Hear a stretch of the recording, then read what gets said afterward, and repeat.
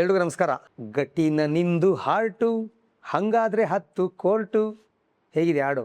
ಕೋಣ ಇದೈತೆ ಸಿನಿಮಾದ ಅದ್ಭುತ ಹಾಡಿದು ನೋಡಿ. ವಾದ್ಯ ನುಡಿಸದೆ ಬರೀ ಲಿರಿಕ್ಸ್ನ ಅಂದರೆ ಬಾಯಲ್ಲಿ ವಾದ್ಯ ನುಡಿಸ್ಕೊಂಡು ಆ ಇನ್ಸ್ಟ್ರೂಮೆಂಟ್ ಎಲ್ಲ ಬಾಯಲ್ಲಿ ನುಡಿಸ್ಕೊಂಡು ಎಲ್ಲ ಹಾಡುಗಳನ್ನ ರೆಕಾರ್ಡ್ ಮಾಡಿದಂಥ ಸಿನಿಮಾ ಕೋಣ ಇದೈತೆ. JK ಭಾರವಿಯವರು, ಜಯಶ್ರೀದೇವಿಯವರು ಆ ಒಂದು ಟೀಮು ಡೈರೆಕ್ಟ್ ಮಾಡಿದ ಮೂವಿ ಇದು. ಅಂದರೆ ಜಯಶ್ರೀದೇವಿ ಡೈರೆಕ್ಟ್ ಮಾಡ್ತಾರೆ, JK ಭಾರವಿ ಪ್ರೊಡ್ಯೂಸರು. ಬಟ್ ಆ ಟೀಮಲ್ಲಿ ಅವರು ಇರ್ತಾರೆ, ಎಲ್ಲ ಸೇರ್ಕೊಂಡು ಮಾಡೋದು. ಅನುರಾಗ ಸಂಗಮ ರಮಾಕಾಂತ್ ಅವರು ಕೂಡ ಇದರಲ್ಲಿ ಈ ಸಿನಿಮಾದಲ್ಲಿ ಕೆಲಸ ಮಾಡಿದ್ದಾರೆ, ಡೈರೆಕ್ಟ್ರಾಗಿ ಕೆಲಸ ಮಾಡಿ ಎಲ್ಲ ಸೇರಿ ಮಾಡೋದು ಆ ಟೀಮ್ ವರ್ಕು ನೋಡಿ. ಅವರು ಈ ಥರ ಮಾಡಿ ಅಂತ ಹೇಳೋದು, ಹಂಸಲೇಖ ಅವ್ರನ್ನ ಚಾಲೆಂಜ್ ತೊಗೊಂಡು ಮಾಡೋದು, ಈ ಥರ ಮಾಡ್ತೀನಿ ಅಂತ ಹೇಳಿದಾಗ ಅವ್ರು ಓಕೆ ಮಾಡೋದು, ಎಂಥ ಹೊಂದಾಣಿಕೆ ಇತ್ತು.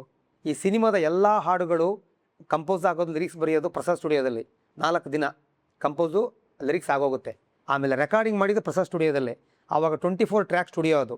ಆ ಸಂಕೇತಲೆಲ್ಲ 8-9 ಟ್ರ್ಯಾಕ್ ಇತ್ತು, ಇಲ್ಲಿ 24 ಟ್ರ್ಯಾಕ್ಸ್ ಇತ್ತು. ಹಾಗಾಗಿ ಅಂದರೆ ಇನ್ಸ್ಟ್ರೂಮೆಂಟೇ ಇಲ್ಲದೆ ಬರೀ ಬಾಯಲ್ಲಿ ವಾದ್ಯ ನುಡಿಸ್ಕೊಂಡು ಏನೇ ಒಂದು ಇನ್ಸ್ಟ್ರೂಮೆಂಟ್ ಬೇಕಾದರೆ ಬಾಯಲ್ಲೇ ನುಡಿಸ್ಕೊಂಡು ರೆಕಾರ್ಡ್ ಮಾಡಿದ್ದು ನೋಡಿ. ಹಂಸಲೇಖ ಹಾಡುಗಳು ಅಂದರೆ ನಿಮಗೆಲ್ಲ ಗೊತ್ತಿದೆ, ಟ್ಯೂನು, ಆ ಒಂದು ಬ್ಯಾಕ್ಗ್ರೌಂಡ್ ಸ್ಕೋರ್ ಎಲ್ಲ ಅದ್ಭುತ. ಒಂದು ಹೋಲ್ ನೈಟ್ ಅಂತ ಒಂದು ಹಾಡಿದೆ, ರಾಜೇಶ್ ಅವ್ರು, ಚಿತ್ರಮ್ಮ ಅವರು ಹಾಡಿದ್ದು.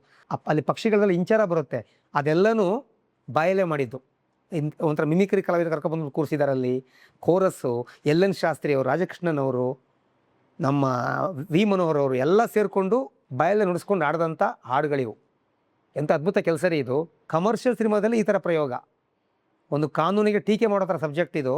ಅಂದರೆ ಲಾಯರ್ ಮನಸ್ಪಟ್ಟರೆ ಸತ್ಯನ ಸುಳ್ಳು ಮಾಡ್ತಾನೆ, ಸುಳ್ಳು ಸತ್ಯ ಮಾಡ್ತಾನೆ. ಹಾಗಾಗಿ ಇದೊಂದು ಸ್ವಲ್ಪ ಸೆನ್ಸಾರ್ ಪ್ರಾಬ್ಲಮ್ ಆಗಿ ಆಗ ಬಿಡುಗಡೆಗೆ ಲೇಟಾಗಿ ಆಮೇಲೆ ಅದು ಸ್ವಲ್ಪ ಎಲ್ಲ ಕಟ್ ಮಾಡಬೇಕಾಯಿತು ಸೀನ್ಗಳು. ಬಟ್ ಅದ್ಭುತ ಮೂವಿ ಆ್ಯಕ್ಚುಲಿ. ಅದರಲ್ಲಿ ಹಾಡುಗಳೆಲ್ಲ ಸೂಪರ್. ಸಿ ಅಶ್ವಥ್ ಅವರು, SPV ಅವರು, ಚಿತ್ರಮ್ಮ ಅವರು, ರಾಜೇಶ್ ಅವರು ಎಲ್ಲರೂ ಆಡಿದ್ದಾರೆ ಇದರಲ್ಲಿ. ಘಟಾನುಘಟಿಗಳು ಆಡಿದ್ದಾರೆ, ಮ್ಯೂಸಿಕ್ ಇಲ್ಲದೆ ಆಡಿದ್ದಾರೆ. ಅಂದರೆ ವಾದ್ಯಗಾರರು ಇದ್ದರೂ ಕೂಡ ಬಾಯಲ್ಲಿ ವಾದ್ಯ ನುಡಿಸ್ಕೊಂಡು ಏನೇ ಬೇಕಾದರೂ ಸೌಂಡು ಬಾಯಲ್ಲಿ ನುಡಿಸ್ಕೊಂಡು ಆಡಿದ್ದು. ಎಂಥ ಒಂದು ವಿಷಯ ರೀ ಇದು, ಮ್ಯಾಜಿಕ್ ಇದು, ಅದ್ಭುತ ಮ್ಯಾಜಿಕ್ ಇದು. ಅಷ್ಟಾಗಿ ಯಾರೂ ಗುರುತಿಸಿಲ್ಲ, ಇದಕ್ಕೆಲ್ಲ ಅವಾರ್ಡ್ ಬರಬೇಕಿತ್ತು, ಅಷ್ಟಾಗಿ ಗುರುತಿಡಲಿಲ್ಲ ಯಾರೂ. ಇಂಥ ಪ್ರಯೋಗಗಳೆಲ್ಲ ಮಾಡೋದು ಭಾರಿ ಕಷ್ಟ. ಹಂಸಲೇಖ ಅವರು 4-5 ಡೇಸ್ ಕೂತ್ಕೊಂಡು ಕಂಪೋಸ್ ಮಾಡಿದೆಲ್ಲ ಹಾರ್ಮೋನಿಯಂನಲ್ಲೇ. ಆದರೆ ರೆಕಾರ್ಡಿಂಗ್ ಮಾಡಬೇಕಾದ್ರೆ ಒಂದೊಂದು ದಿನ ಒಂದೊಂದು ಹಾಡು, ಇಲ್ಲಿ ಒಂದೇ ದಿನದಲ್ಲಿ ಮಾಡಿದಲ್ಲ, ಒಂದೊಂದು ದಿನ ಒಂದೊಂದು ಹಾಡು.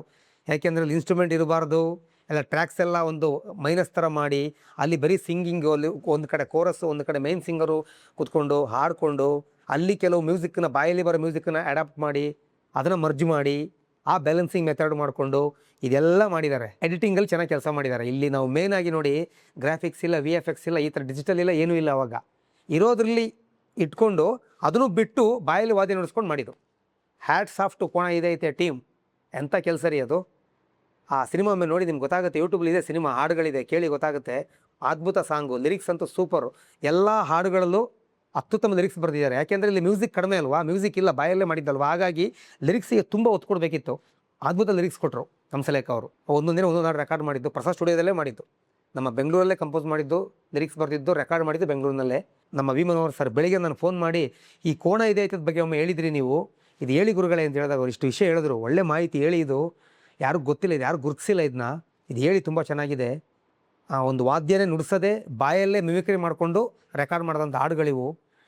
ಅದು ತುಂಬಾ ಅದಕ್ಕೆ ಒಂದು ಒಂಥರ ಗುಂಡಿಗೆ ಬೇಕು. ಅದಕ್ಕೆ ಅದು ಒಪ್ಕೊಳ್ಳೋಕ್ಕೂ ಡೈರೆಕ್ಟರ್ಗಳಿಗೆ, ಪ್ರೊಡ್ಯೂಸರ್ಗಳಿಗೆ ಗುಂಡಿಗೆ ಇರಬೇಕು. ನಾನು ಮಾಡ್ತೀನಿ ಈ ಥರ ಅಂತ ಒಂದು ಹಂಸಲೇಖ ಒಂದು ಧೈರ್ಯ ಮಾಡಿದ್ದು, ಒಂದು ಮೆಚ್ಚುಗೆ ವ್ಯಕ್ತಪಡಿಸಬೇಕು. ಹಾಗಾಗಿ ಆ ಓಲ್ಡ್ ಟೀಮಿಗೆ ಹ್ಯಾಟ್ಸ್ ಆಫ್ ಹೇಳಬೇಕು. Thank you.